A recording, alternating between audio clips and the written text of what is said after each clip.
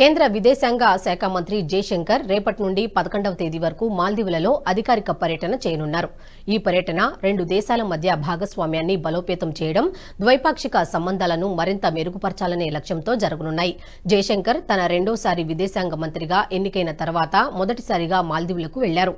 ఈ మేరకు భారత విదేశాంగ మంత్రిత్వ శాఖ అధికారిక ప్రకటనలో వెల్లడించింది.